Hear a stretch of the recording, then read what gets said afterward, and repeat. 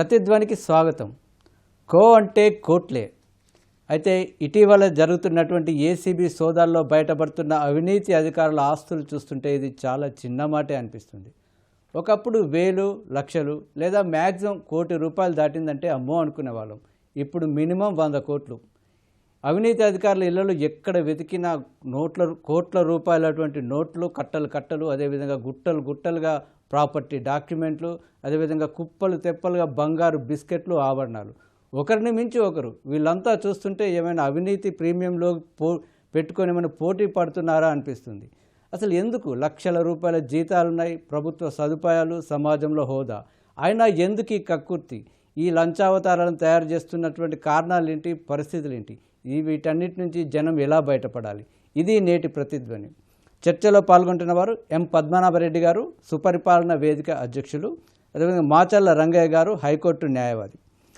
Sir, Padmanabha Reddy గారు, ఈ మధ్య మనం చూస్తున్నాం ఏసీబీ సోదాల్లో బయటపడుతున్నటువంటి ఆస్తులు అవన్నీ చూస్తే కళ్ళు చెదిరిపోతున్నాయి.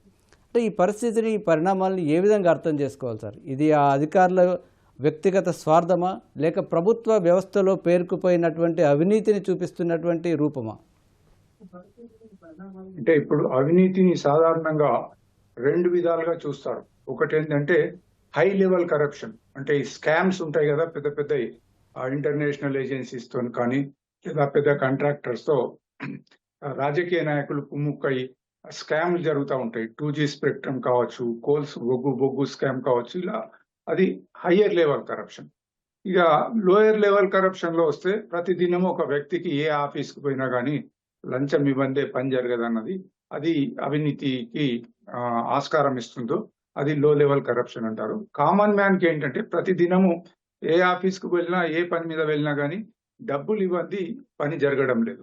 మరి ఈ సిస్టమ్ ఎక్కడ ఫెయిల్ అయిందనంటే, పూర్వకాలం నుంచి కూడా ఈ యొక్క రెవెన్యూ రికార్డ్స్ కానీ సిస్టమ్, గవర్నమెంట్ ఎంప్లాయీస్ యొక్క వర్కింగ్ కానీ మారలేదు. ఉదాహరణకు పోలీస్ శాఖ తీసుకుంటే ఇప్పటికీ కూడా బ్రిటిషర్స్ తయారు చేసిన ఐపీసీ, ఇప్పుడు మొన్ననే దాన్ని కొంచెం రివైజ్ చేసినారు. ఆ విధంగా మార్పు మనకు కొత్తగా పోలీస్ సంస్కరణలు రాలేదు.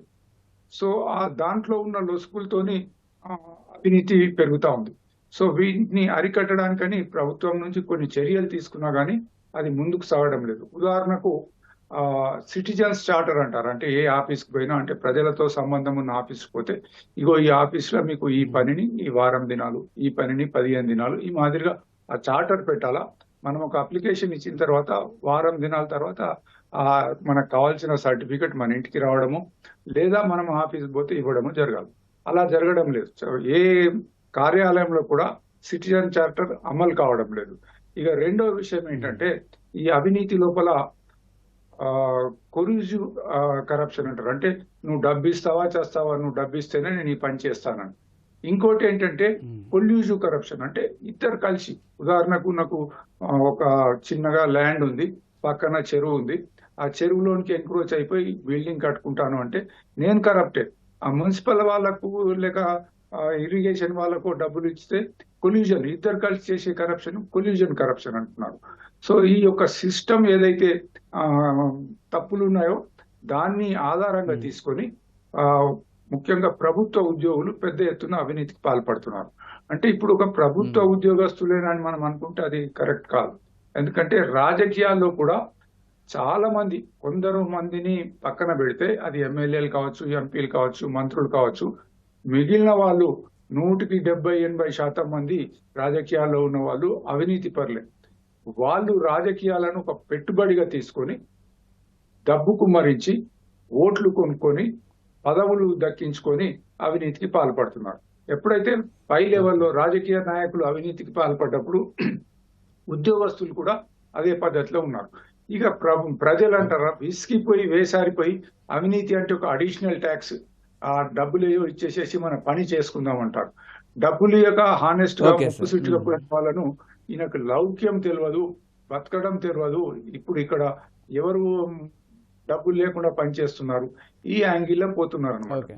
సో దీనికి పెద్ద ఎత్తున మార్పు రావాలి. అది ప్రజల్లో మార్పు రావాలా, డబ్బులు పెట్టి ఓట్లు కొనుక్కొని మరీ అవినీతి పరులైన రాజకీయ నాయకులను ఎన్నుకుంటే వాళ్ళు ఎన్నికల్లో గెలవగానే అధికారంలోకి రాగానే రకరకాల ఎస్ అవినీతికి సార్. ఓకే. పాల్పడుతున్నారు. వాళ్ళని చూసి మ్మ్. ఉద్యోగస్తులు కూడా పాల్పడుతున్నారు. ఓకే. ఓకే. రంగయ్య గారు, అంటే దీనికి ఈ సార్ అన్నట్టుగా అవినీతి అనేది ఎప్పటి నుంచో ఉంది. అయితే వాటన్నిటిని నిర్మూలించడానికి, నియంత్రించడానికి చట్టాలు, కోర్టులు, వ్యవస్థలు, స్టేషన్లు, ఏసీబీలు అన్నీ వచ్చాయి. అయినా సరే ఈ భయం అనేది ఉందా? ఈ అవినీతి అధికారులలో వీటికి సంబంధించిన భయం ఉన్నాయా? ఎందుకంటే ఈ సోదాలు చూస్తున్నట్లయితే ఒకరిని మించి ఒకరు పోటీ పడుతున్నట్టు కనిపిస్తున్నాయి. అంటే అసలు ఒక భయం ఉంటే ఇలాంటి పరిస్థితి వస్తుందా? హరి గారు, సో నమస్కారం. ఈటీవీ ద్వారా ఈ కార్యక్రమం అయితే మీరు తలపెట్టారు. చాలా మంచి కార్యక్రమం. సో పద్మనాభరెడ్డి గారు సీనియర్, వాళ్ళకు కూడా నా నమస్కారాలు. ఏంటంటే ముఖ్యంగా ఈ ఏసీబీ ఏదైతే ఈ రోజు కార్యక్రమం ఏదైతే ఉందో అవినీతి అనేది రూట్ లెవెల్ నుంచి మొత్తం కంప్లీట్ గా కరెక్ట్ అయిపోయింది. ఈ వ్యవస్థని కాదు, మీరు పోలీస్ వ్యవస్థ తీసుకోండి, రెవెన్యూ వ్యవస్థని తీసుకోండి, రిజిస్ట్రేషన్స్ అండ్ స్టాంప్స్ తీసుకోండి, ప్రతి డిపార్ట్మెంట్ లో కరప్షన్ ఏదంటే ఏది లేదు చెప్పాలంటే. Even I should not say that, ఎందుకంటే బీయింగ్ అన్ హైకోర్టు అడ్వకేట్ అయితే మనం చెప్పకూడదు. కానీ ఈవెన్ కొన్ని చోట్ల ఈ చిన్న ఎందుకంటే పనులు తొందరగా కావాలనే ఉద్దేశంతో కొంతమంది ఈ ఇలాంటి వాటి బ్రైబరీ ఇవ్వడము, పనులు తొందర చేసుకోవడానికి వాళ్ళు ఏదో ఒక చెడు మార్గాల్లో పోవడం జరుగుతుంది. కానీ ఇక్కడ ఏంటంటే ముఖ్యంగా ఇప్పుడు పద్మనాభరెడ్డి గారు చెప్పినట్టుగా రాజకీయ నాయకులు, ముఖ్యంగా వాళ్ళు చట్టాలు చేసేటువంటి చట్టసభలో ఉండేటువంటి నాయకులు, వాళ్ళు ఒక రకమైనటువంటి వాళ్ళకు ఉన్నటువంటి ఒక క్రిమినల్ రికార్డు ఉండి కూడా వాళ్ళు చట్టసభలలో కూర్చొనేసేసి వాళ్ళు ప్రజలకు న్యాయం చేస్తారనేది అది అండమౌల్లో నీళ్లు ఉన్నట్టు, అంతే, వేరేది ఏం లేదు. ఎందుకంటే చట్టసభలో ఉన్న వాళ్ళంతా క్లీన్ హ్యాండ్స్తో రావాలి. మీరు చూస్తుంటారు బహుశా ఈవెన్ హైకోర్టులో కూడా రీసెంట్గా సుప్రీంకోర్టు ఏం చెప్పిందంటే 2018 నుంచి 2024 వరకు ఏవైతే రాజకీయ నాయకులది ఏదైతే కేసులు ఉన్నాయో పొలిటికల్ కరప్షన్, అలాంటి వాళ్ళ కేసులు ఇమ్మీడియట్లీ తేల్చండి అనేటువంటిది వాళ్ళ టైం బౌండ్ ఇచ్చారు. దాంట్లో ఏమైంది, సుమారుగా 234 కేసులు మన ఆంధ్రప్రదేశ్, మన తెలంగాణ హైకోర్టులో ఉంది. ఏది అగెనిస్ట్ పాలిటీషియన్స్. ఇక్కడ ఎందుకు చెప్తున్నా అంటే పాలిటీషియన్స్, ఎందుకంటే సుప్రీంకోర్టు ఏంటంటే తొందరగా మీరు వీటిని పరిష్కారం చేయలేరు. అంతకుముందు ఏమైపోయిందంటే ఈ కేసులన్నీ కూడా పోక్సో కోర్టుకు అటాచ్ చేశారు. దాంతో ఏమైపోయింది, ఆ పోక్సో కోర్టుకి వీటిని అటాచ్ చేయడం వల్ల కొంచెం చాలా జాప్యం జరిగింది. అందుకోసం దీన్ని శరవేగంతో చేయాలని, కొంచెం ఎక్స్పిడిషన్స్ ప్రొసీడింగ్స్ చేయాలని చెప్పి చేశారు. అయితే విచిత్రం ఏంటంటే ఈ 234 కేసులు ఏవైతే వీళ్ళు పెట్టారో, వీళ్ళు ఏసీబీ వాళ్ళు పెట్టారు, పోలీసు వాళ్ళు పెట్టిన కేసులు ఏమైనా ఏదైనా ఒక కేసులో ఒకటి ప్రూవ్ అయినట్టయితే మినిమం వాళ్ళకి 10 years ఇంప్రిజన్మెంట్ ఉంటుంది. ఏంటంటే వాళ్ళు చేసినటువంటి, అంటే వాళ్ళ మీద పెట్టినట్టు అభియోగాలు ఏంటంటే ట్రెస్ పాసింగ్ అని, ఉమెన్ ట్రాఫికింగ్, కిడ్నాపింగ్, మర్డర్స్, ఇలాంటి చాలా సీరియస్ క్రైమ్స్ వాళ్ళు చేసినటువంటి వాటి మీదనే వాళ్ళు కేసులు పెట్టారు. అన్ఫార్చునేట్లీ 234 కేసులో సుమారుగా 228 కేసులు, according maybe figure maybe year and there ఒక 5 కేసులు అటు ఇటు ఉండొచ్చు, కానీ సుమారుగా 228 కేసులు టోటల్గా వాళ్ళందరినీ అక్విట్ చేశారు. అంటే ఏంటి కారణం ఏంది, అంత స్ట్రాంగ్ కేసులు ఉన్నప్పటికీ కూడా పాలిటీషియన్స్ అందరూ కూడా దాంట్లో నుంచి వాళ్ళు అక్విట్ అయిపోయారు. కారణం ఏంటంటే సింపుల్, ప్రాసిక్యూషన్ ఫెయిల్. ప్రాసిక్యూషన్ అంటే అగైన్ గవర్నమెంట్ అధికారులు ఎవరైతే ఉంటారో వాళ్ళు కోర్టులో సమయానికి కరెక్ట్ సమయంలో ఏవైతే ఆధారాలు వాళ్ళు ప్రవేశపెట్టాలో ఆ ఆధారాలు తీసుకుని కేసులు పెట్టారు. ఎప్పుడైతే ప్రాసిక్యూషన్ స్టార్ట్ అయిందో they fail to provide the documentation. కాబట్టి వాళ్ళంతా కూడా తప్పించుకుపోయినారు. అలాగే ఈ రోజు అవినీతి కార్యక్రమాలు ఏవైతే జరుగుతున్నాయి గవర్నమెంట్ డిపార్ట్మెంట్ లో, వాళ్ళు కేసులు పెడుతున్నారు, బాగానే అప్రిషియేట్ చేయాలి. ఏసీబీ వాళ్ళు ఏదైతే వీళ్ళు రేట్ చేసి వాళ్ళు పెడుతున్న వాళ్ళు అప్రిషియేట్ చేయాలి. కానీ దాంతో పాటు వాళ్ళు ఏదైతే ఉద్దేశంతో వాళ్ళు స్టార్ట్ చేశారో దాన్ని ఇంప్లిమెంటేషన్ చేయడం లేదు. తీరా ఫైనల్ వచ్చేసరికి ఏంటంటే అందరూ కూడా దాంట్లో తప్పించుకోవడం జరుగుతుంది. ఎందుకంటే చాలా జాప్యం జరగడం ఒకటి. తర్వాత ఓకే రంగయ్య గారు, ఈ కేసులు ఎందుకు వేగిపోతున్నాయి అనే అంశం పైన మళ్ళీ ముందు చర్చిద్దాం. ఓకే, పద్మనాభరెడ్డి గారు, మీరు అన్నట్టుగా సార్ అన్నట్టుగా రెవెన్యూ, రిజిస్ట్రేషన్, పోలీసు, ఇలా ఏసీబీ ప్రతి ఏడాది ఒక ర్యాంకుల వారుగా ఈ శాఖల్లో ఎక్కువ అవినీతి ఉందని ప్రకటిస్తుంది. మీరు అన్నట్టుగా ఈ సిటిజన్ చార్టరు, అదేవిధంగా ఈ గవర్నెన్స్, ఇవన్నీ వస్తున్నాయి. అయినా సరే పరిస్థితులు ఎందుకు మారట్లేదు? అందరికీ అన్నీ తెలిసినా వీటిని ఎంతకాలం భరించాలి? వీటికి ఎక్కడ కారణం? ఇక్కడ మనం గమనించాల్సింది ఏంటంటే ఏసీబీ వాళ్ళు తమ పని తాను చేసుకొని పోతున్నారు. పేపర్లు వస్తుంది, టీవీలో వస్తుంది, ప్రజలు పెద్ద తిమింగలం పట్టుకున్నారు అనుకుంటాం. కానీ అది బిగినింగ్ మాత్రమే. అంటే ఏసీబీ వాళ్ళు ఒక కేసు బుక్ చేసిన తర్వాత ఒక ప్రొసీజర్ ఉంటుంది. అదేంటంటే వాళ్ళు ఎంక్వైరీ చేయాలా, రైట్ టు బి హర్డ్ అని. ఇప్పుడు ఇవాళ ఒక కేసు పట్టుకున్నారు, ల్యాండ్ డిప్యూటీ డైరెక్టర్ ఏదో సర్వేడ్, ఆయన దగ్గర ఆస్తులు దొరికినాయి. అవి ఇంకా టోటల్ గా ఎంత అన్నది తెలియలేదు. బట్ ఎంక్వైరీ లోపల ఆయనను ఇగో నీ దగ్గర ఇంత డబ్బు దొరికింది, దానికి ఆధారాలు చూపించమంటారు. ఆయన చూపిస్తే మంచిది, చూపించలేనప్పుడు దాన్ని ఎంక్వైరీ చేసి ఈయనను ప్రాసిక్యూట్ చేయాలని చెప్పేసి విజిలెన్స్ కమిషన్ ద్వారా ప్రభుత్వానికి పంపుతారు. విజిలెన్స్ కమిషన్ వాళ్ళు లీగల్ వెట్టింగ్ అంటే ఇది కరెక్ట్ గానే ఉందా, ఇది కోర్టులో పోతే ఇదవుతుందా, నిలబడుతుందా అని చూసి ప్రభుత్వానికి పర్మిషన్ కోసం అడుగుతారు. రూల్స్ ఏముంటాయంటే ఒక ప్రభుత్వ ఉద్యోగిని ప్రాసిక్యూట్ చేయాలంటే ప్రభుత్వం యొక్క పర్మిషన్ కావాలి. సో ఇప్పుడు దీంట్లోపల దొరికిన యొక్క అధికారిని ప్రాసిక్యూట్ చేయమని సంబంధిత డిపార్ట్మెంట్ కు పంపుతారు. అక్కడ పైరవీలు స్టార్ట్ అవుతాయి. ఈ ఏసీబీ డైరెక్టర్ జనరల్ ఎంత కష్టపడి పంపిన report, evidence plus vigilance commissioner గారు కూడా దాన్ని అంత క్షుణ్ణంగా పరిశీలించి వచ్చిన రిపోర్టు పక్కన పెట్టి అక్కడ ఒక సెక్షన్ ఆఫీసర్ దాని మీద రకరకాలుగా క్వరీలు వేస్తాడు. ఇగో ఇది ఇక్కడ లోపం ఉన్నది, ఇక్కడ లోపం ఉన్నది, మనం దీన్ని లా డిపార్ట్మెంట్ కి పంపాలి. అక్కడ పైరవీలు స్టార్ట్ అవుతాయి. అక్కడ నుంచి లేదు ఈయన పర్మనెంట్ ఉద్యోగస్తుడు, పబ్లిక్ సర్వీస్ కమిషన్ కో ఇంకెక్కడనో పంపాలంటారు. అక్కడ నుంచి మళ్ళా మంత్రి గారికి పంపాలంటారు. ఈ విధంగా ఒక 2-3 సంవత్సరాలు కాలయాపన చేసిన తర్వాత ఏమవుతుందంటే గవర్నమెంట్ లెవెల్ లోపల 3-4 వాళ్ళకు వేస్ ఉన్నాయి. ఒకటి ఏంటంటే ఈ యొక్క పట్టుబడ్డ అధికారికి పైరవీలు చేత కాలేదు, డబ్బు ఖర్చు పెట్టుకోకుంటే స్ట్రైట్ అవే పర్మిషన్ ఇస్తారు ప్రాసిక్యూషన్. ఒకవేళ ఈయన మేనేజ్ చేసుకుంటే డిపార్ట్మెంటల్ ఎంక్వైరీ అంటారు. లేదు ఒకటి అక్కడ ఒక ఇన్స్టిట్యూషన్ అది ఏది కమిషనర్ ఆఫ్ ఎంక్వైరీస్ అని ఏదో రిటైర్డ్ ఆఫీసర్ని అక్కడ పెడతారు. ఆయన అంతా పరీక్షించి ఇలా కేసులో ఏమి ఇది లేదు, ప్రాసిక్యూట్ చేయాల్సిన అవసరం లేదంటారు.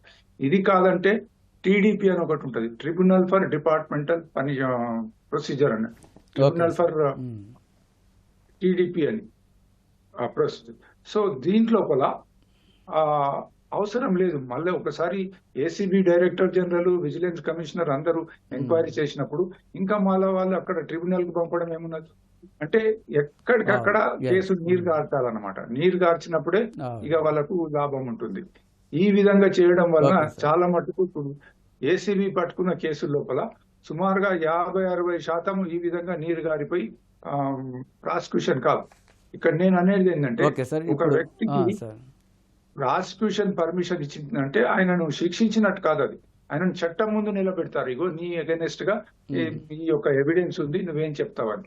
ఇక్కడ లోపం అవుతుంది. ఇప్పుడు గత 2.5 years లో ఏసీబీ వాళ్ళు స్టేట్మెంట్ ఇచ్చినారు. ఏంటంటే 2.5 years లో 441 కేసులు పట్టుకున్నారు.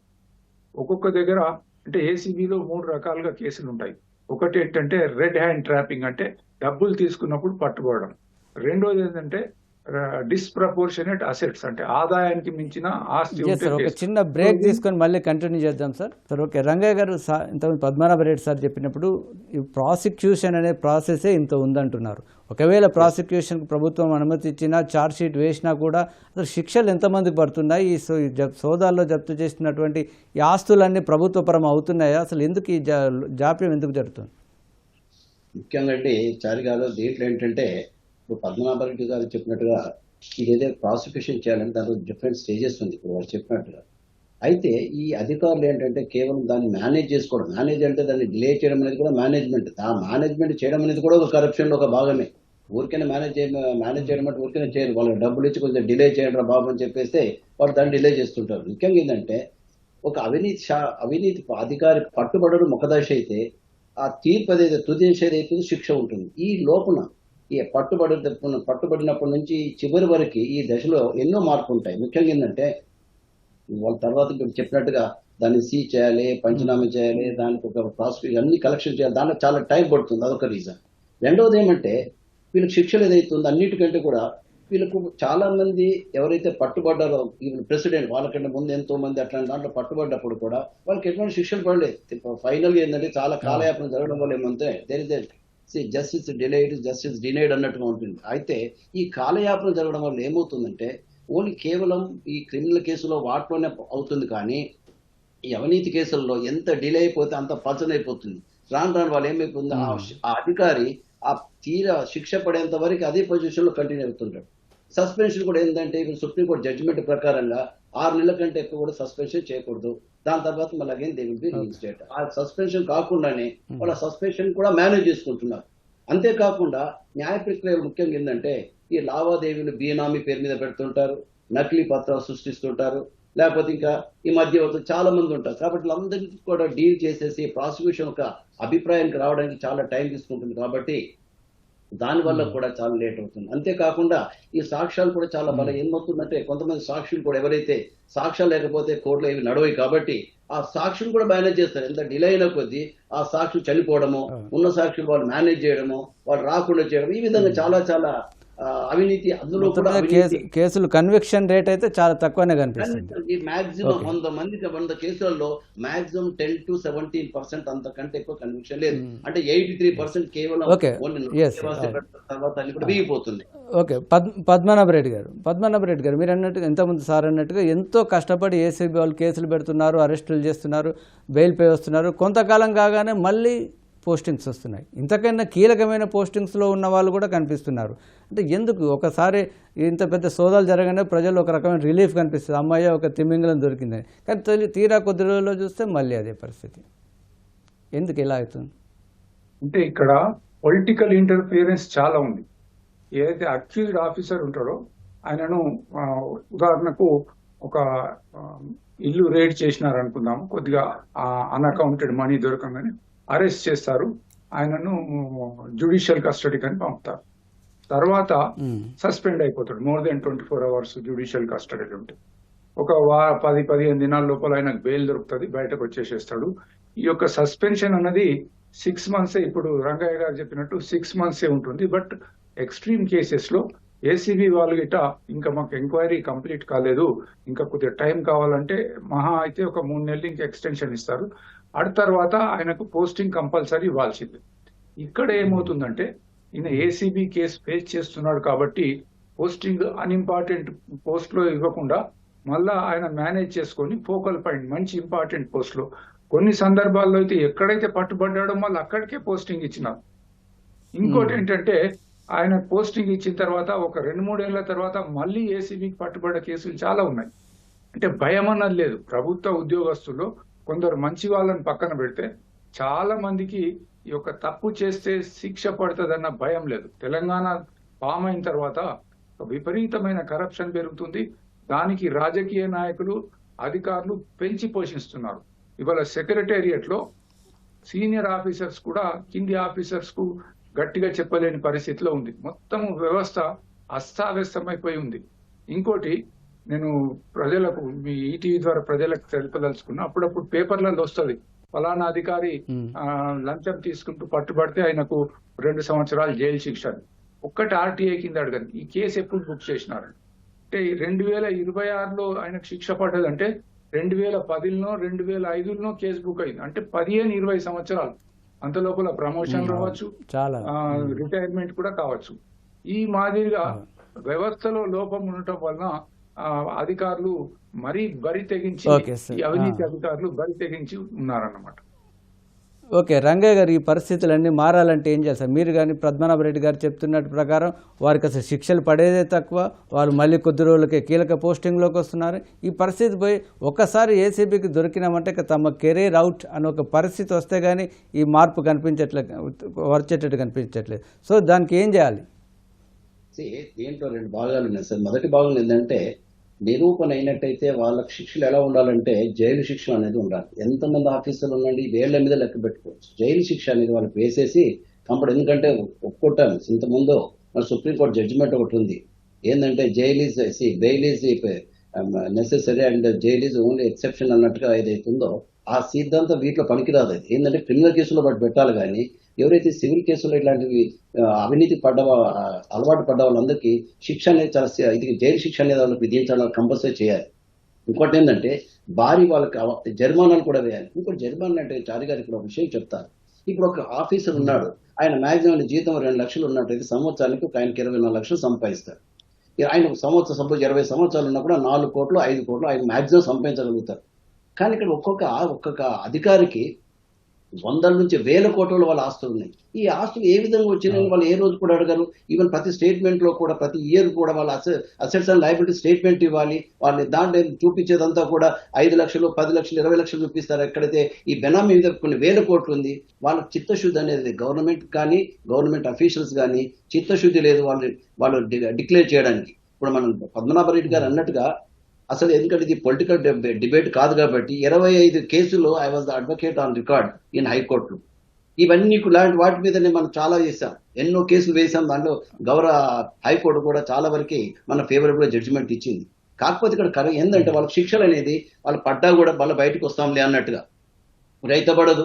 ఏం చేసినా కూడా మాక్సిమం ఒక 6 సంవత్సరాలు 7 సంవత్సరాలు జైలు శిక్ష పోతాయి, దుబాయ్ పోయినట్టుగా ఉంటుందని చెప్పేసి రాగానే వాళ్ళు 3 hands తో బయటకు వచ్చేసి మళ్ళీ వ్యాపారాలు చేసుకుంటున్నారు. వాళ్ళకి శిక్ష ఎట్లుండాలంటే మళ్ళీ ఈ జీవితంలో చేయకూడదురా బాబు ఇలాంటిది అనేటువంటిది గవర్నమెంట్ అఫీషియల్స్ కి అలా భయం కలిగే విధంగా ఉండాలి.